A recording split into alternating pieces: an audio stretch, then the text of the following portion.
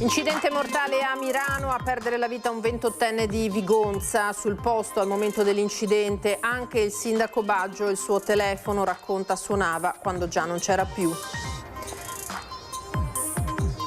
Aggredito lo scorso 27 gennaio da un 21enne a colpi di cric, il 53enne vittima della violenza del giovane è stato nuovamente attaccato con un coltellino, la testimonianza di Ivan. Ora ho paura di uscire di casa. Appena eletto chiederò al governo 3 cose precise per Venezia, a partire dallo statuto speciale, l'ha dichiarato questa mattina il candidato sindaco Andrea Martella. Presentato dal vicepresidente della Commissione Trasporti del Consiglio regionale Montanariello il progetto di legge statale per il riconoscimento del carattere usurante del lavoro nella navigazione interna. Al Palasport Taliercio di Mestre gli studenti hanno incontrato atleti, influencer e istituzioni per una mattinata dedicata alla sensibilizzazione del bullismo e la violenza di genere. Incidenti domestici dei bambini, prima causa di accesso al pronto soccorso. Nasce K-Bimbo, il gioco da tavolo unico in Italia per la sensibilizzazione e la prevenzione.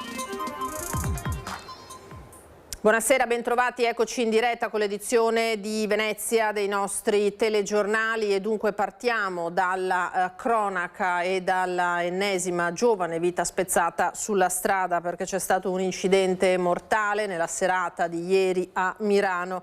A perdere la vita è stato un ragazzo di 28 anni di Vigonza. Sul posto, come avete sentito dai titoli, al momento dell'incidente anche il sindaco di Mirano Baggio, il suo telefono suonava a vuoto sull'asfalto, ha raccontato, e proprio il sindaco annuncia nuovi lavori per disincentivare l'alta velocità in quel tratto di strada. La scena era straziante perché la persona era morta, non c'era più. E la moto era accartocciata su se stessa, l'auto che ha subito l'impatto aveva entrambe le porte, sia quella davanti che quella dietro, sfondate in modo importante. Squillava a vuoto il telefono sull'asfalto di via Cavin di Sala a Mirano. Gianluca Callegaro, 28 anni, non c'era già più. Ha perso la vita sul colpo al momento del violento impatto con l'auto guidata da un 68enne della zona. Secondo le prime ricostruzioni, ancora al vaglio degli inquirenti, il giovane stava percorrendo il tratto di strada verso Mirano. L'auto davanti a lui ha cominciato a rallentare per far passare la Citroen Picasso che stava uscendo da via Galilei per immettersi in via Cavin di Sala. È in quel momento che la Honda guidata dal 28enne ha superato l'auto che lo precedeva schiantandosi contro la Citroen. Un impatto violentissimo sentito fino a centinaia di metri di distanza. Nonostante l'arrivo tempestivo dei soccorsi, per Gianluca non c'è stato nulla da fare. Mentre il 68enne a bordo della Citroen è stato prima estratto dalle lamiere dell'auto dei vigili del fuoco, poi stabilizzato sul posto e portato in ospedale. Non sarebbe ora in pericolo di vita. Gianluca, originario di Vigonza, abitava a Barbariga, lascia madre, padre e il fratello. Sono 3 le persone che in un anno e mezzo hanno perso la vita in quel tratto di strada. L'amministrazione, intanto, fa sapere che è prevista per le prossime settimane l'installazione di birilli fissi e corsie di decelerazione in una strada dove tutti corrono troppo veloci. Insieme alla città metropolitana abbiamo previsto degli interventi proprio su quell'area di mitigazione e di miglioramento della segnaletica, di sistemi che scoraggiano sia la velocità ma anche i sorpassi. Aggredito lo scorso 27 gennaio da un ragazzo di 21 anni a colpi di cric, il 53enne vittima di questa violenza del giovane è stato nuovamente ferito, stavolta con un coltellino. La testimonianza di Ivan: ora ho paura, ha detto, di uscire di casa. Io ho paura di trovarmi anche la sera, magari vado a bervi un aperitivo, ok? Io ho paura che magari dietro mi stia seguendo e una coltellata mi arriva. Era stato dimesso dal Dipartimento di Salute Mentale dell'ospedale di Dolo solo pochi giorni prima, ma il 21enne che la sera del 27 gennaio ha colpito ripetutamente al volto e al corpo il 53enne intervenuto per sedare la sua aggressività è tornato di nuovo a colpirlo. L'ho incrociato, ma è stata una questione di pochi secondi. E basta, nel senso che mi ha detto: hai visto che sono ancora libero? Mi ha detto. sono ancora libero, mi ha detto. Mi ha strattonato la maglia, io mi sono mezzo divincolato e così, però forse avevo un coltello in mano, avevo qualcosa, tagliato un dito. Una prognosi di 7 giorni per un taglio che fa male soprattutto per il motivo per cui è stato causato: un attacco improvviso sferrato a Ivan mentre andava a prendere le sigarette proprio sotto quei portici dove era già stato aggredito. Una situazione difficile da vivere e da tollerare. Ho paura anche di camminare in paese, perché non sono neanche libero di camminare in paese. Anche un semplice squillo di clacson di una macchina che magari mi saluta o che magari ha suonato a qualcun altro, io mi giro, io mi metto in protezione, quindi se trovo un albero mi metto con la schiena appoggiata all'albero, se c'è una cabina elettrica mi metto là con la schiena appoggiata alla cabina elettrica, perché io ho paura, sono 100 kg di uomo, però ho paura. Il 21enne di Vigonovo vive con la madre in un'abitazione messa a disposizione dal comune. Ha alle spalle un passato turbolento, era stato già ospite di una comunità educativa trevigiana e la madre, anche lei, nota ai servizi sociali e al CERT. Io voglio vedere il ragazzo in galera, lo voglio vedere in galera o perlomeno sotto cura. Io voglio vivere tranquillo, voglio vivere sereno. E basta, voglio camminare in paese tranquillamente, non con il cappuccio, perché io cammino incappucciato, in modo che non mi riconoscano. Questo è il racconto. Andiamo alla politica, alle elezioni amministrative adesso. Appena eletto chiederò al governo 3 cose precise per Venezia, a partire dallo statuto speciale. Lo ha dichiarato questa mattina il candidato sindaco del centro-sinistra Andrea Martella. Chiederò che venga convocato al più presto il comitatone, che non viene convocato da anni, e questo servirà per fare un punto su tutte le opere di salvaguardia, al di là del Mose, che è una risposta ma che non può essere la sola. Chiederò che venga finanziata la legge speciale, come ha chiesto il Consiglio Comunale nel corso di questi anni, con esiti che non ci sono stati, e chiederò di avviare al più presto l'iter per l'istituzione dello statuto speciale per Venezia, così come è avvenuto con la legge presentata per fare Roma capitale. Sono queste le 3 richieste che Andrea Martella farebbe al governo qualora diventasse sindaco di Venezia.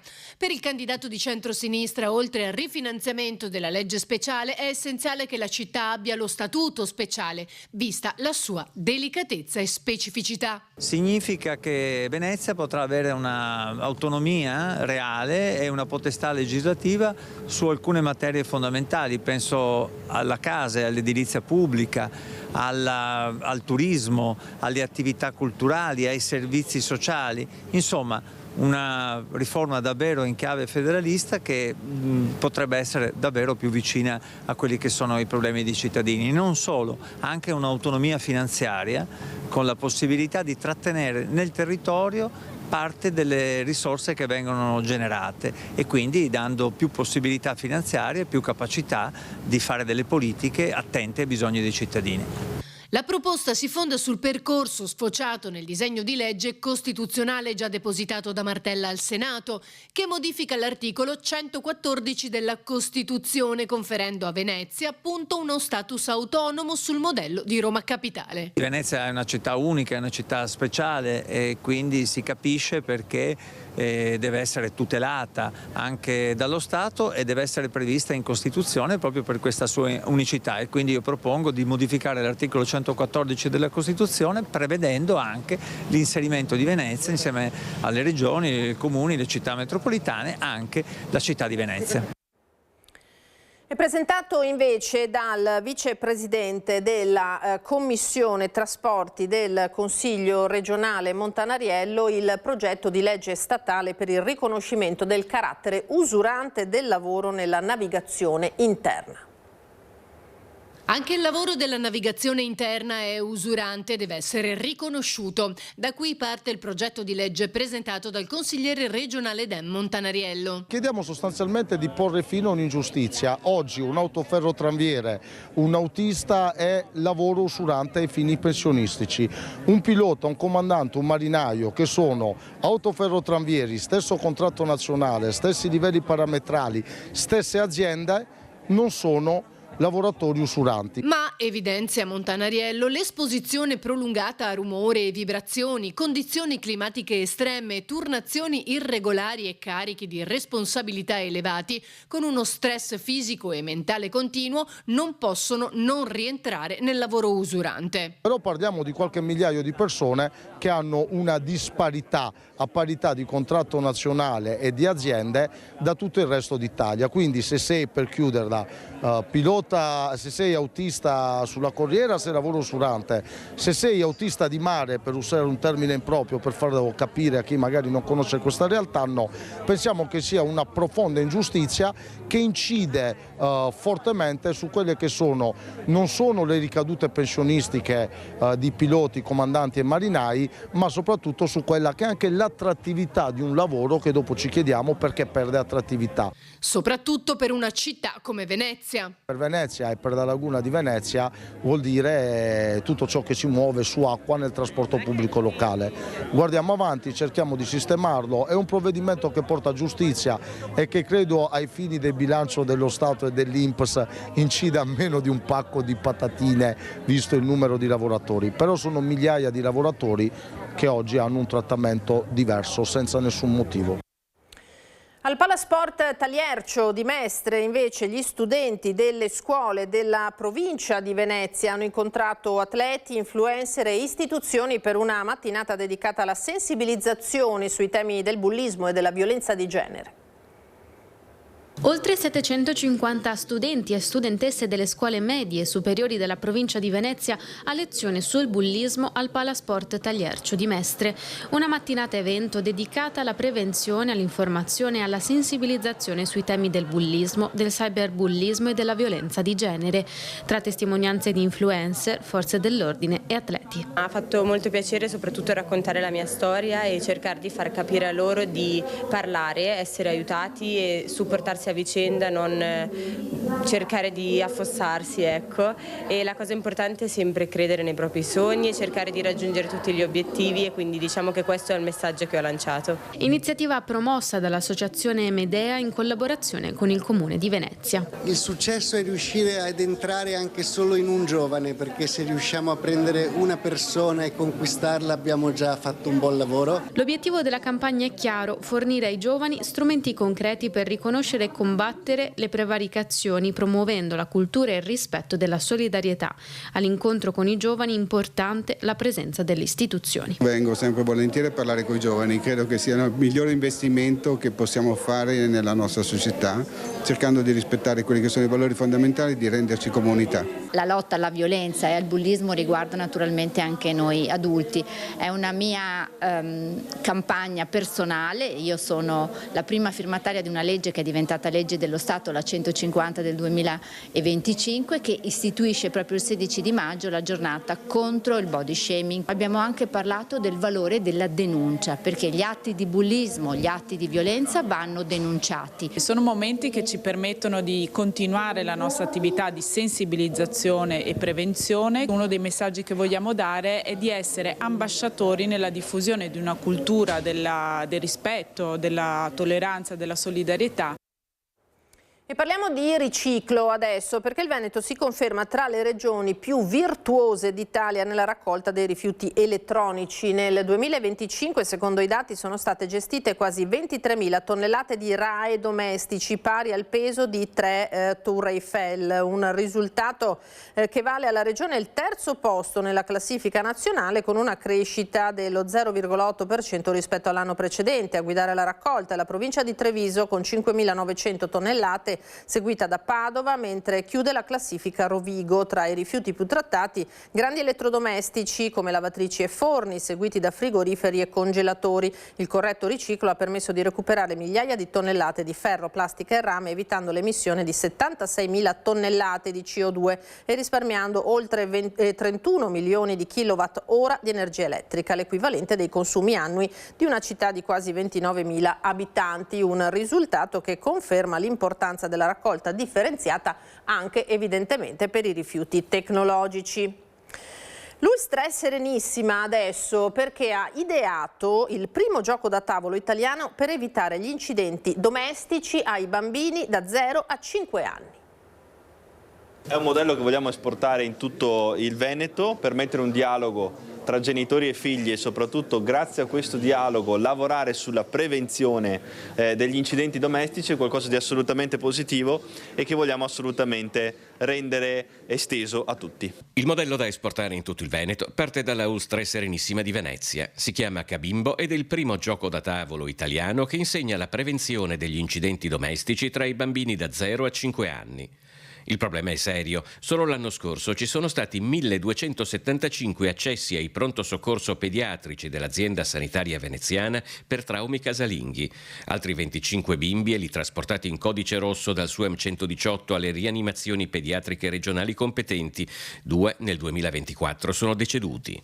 Il gioco si compone di un tabellone con 112 carte e un manuale con le norme basilari della prevenzione domestica. Noi troviamo delle aree nel tabellone che con un colore individuano la cameretta, la cucina, il bagno, il soggiorno e il giardino, quindi anche l'area esterna, con delle carte pericolo. Allora, se io chiedo a voi quale può essere un pericolo nella cameretta, per esempio nella cameretta una bajour con la presa potrebbe cadere, rompersi o fulminarsi, il lettino con le sbarre troppo larghe, il bambino può entrare col viso, con la testa e restare lì. Cabimbo è stato validato da un comitato scientifico di pediatri, rianimatori, medici dell'emergenza urgenza, ostetriche, neuropsichiatri infantili, igienisti, formatori ed esperti di comunicazione e di sanità. La Fondazione ha partecipato economicamente dando un contributo e dando un supporto alla parte progettuale e anche a trovare il partner che poi alla fine dal punto di vista industriale ha progettato e ha prodotto il gioco. Oggi ne abbiamo prodotti 5.000. In prima battuta andremo a distribuirle alle signore e alle famiglie che frequentano i corsi di preparazione al parto, li daremo a chi partorisce nelle nostre strutture e saranno oggetto di interesse nei consultori familiari. Cabimbo non è solo un gioco da tavolo, è uno strumento che insegna ai piccoli ad evitare i pericoli in casa e ai grandi ad eliminarli. I genitori un po' lo sanno che la casa può essere anche un rischio, però è evidente che mai c'è stato un gioco che evidenzia e previene questi incidenti domestici per i bambini. Anche questa è prevenzione, anche questa può salvare vite umane. Vi ricordo che questa sera dalle 21 in diretta su Antenna 3 ci sarà la serata evento al Museo di Santa Caterina. Marco Goldin racconta i capolavori della mostra da Picasso a Van Gogh, aperta, lo ricordiamo, fino al 10 maggio a Treviso. Proprio dalle sale che ospitano la prestigiosa esposizione di opere arrivate dal Museo di Toledo in Ohio, il fondatore di Linea d'Ombra, insieme alla nostra Alice Montagnier, accompagnerà i telespettatori in un viaggio tra i capolavori in mostra, da Picasso a Braque, da Gauguin a Cézanne, da Monet a Van Gogh. Un momento di approfondimento insieme a vari ospiti e ai brani musicali composti ed eseguiti al pianoforte dal maestro Remo Anzovino. Appuntamento dunque alle 21 su Antenna 3 con un talk tutto particolare, con un evento davvero imperdibile per addentrarsi tra i capolavori di questa mostra in corso a Treviso, tra l'altro dai numeri e dalla partecipazione di visitatori davvero importante. Prima di salutarvi una notizia di sport, perché è arrivata ancora una vittoria da parte del Venezia, calcio naturalmente, sempre più lanciato nella corsa alla Serie A. Nel pomeriggio gli arancio-neroverdi hanno battuto per 3-2 il Pescara, consolidando il primo posto in classifica a quota 56. Davvero un campionato entusiasmante quello dei veneziani. Il Frosinone, bloccato in casa 2-2 dall'Empoli ed è diretto inseguitore, è invece a 53 punti. Era l'ultima notizia per questa edizione del nostro telegiornale di Venezia. Io vi ricordo come sempre tra poco le previsioni del tempo e a seguire come sempre l'edizione di Treviso. Una buona serata a tutti, arrivederci.